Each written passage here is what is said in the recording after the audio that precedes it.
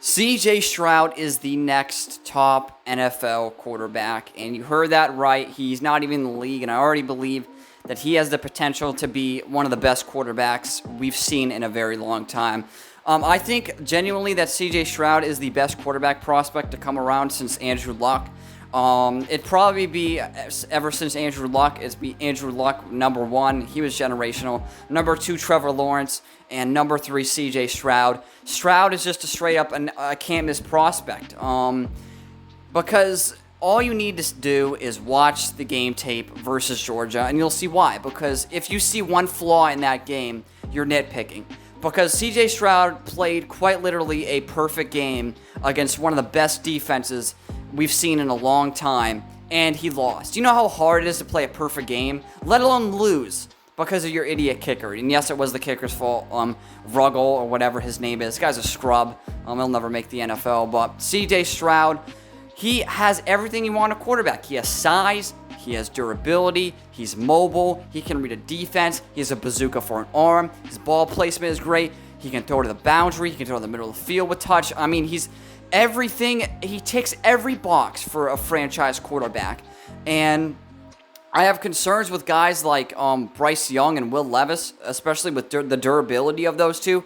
I don't know how available those two will be, but I know damn well for sure CJ Stroud is going to be a durable-ass quarterback because he has the frame, he has the size, he doesn't get hurt basically at all. Will Levis has had a history of injuries. I'm concerned about the frame of Bryce Young going into the NFL. But CJ Stroud, for me, is clear-cut. He's the best prospect in the entire class.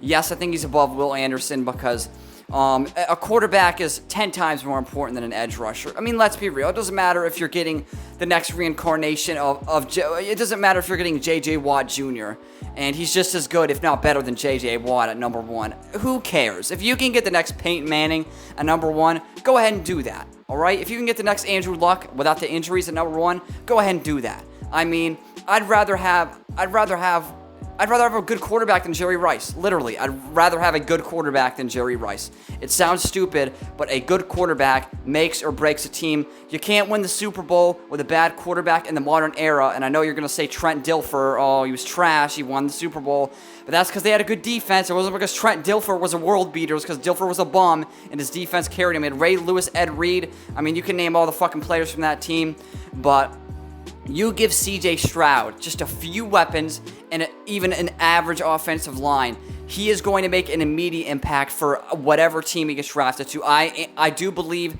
that the Texans are going to trade up with the Bears because they're going to be scared by all the outside threats because you have the Panthers, the Raiders, you have the Saints, you have just a bunch of other teams, Colts, Panthers, a bunch of teams that need a quarterback. They're going to be so scared that they're not going to be able to get Stroud. They're going to trade up to number one with the Bears, and they're going to pick CJ Stroud.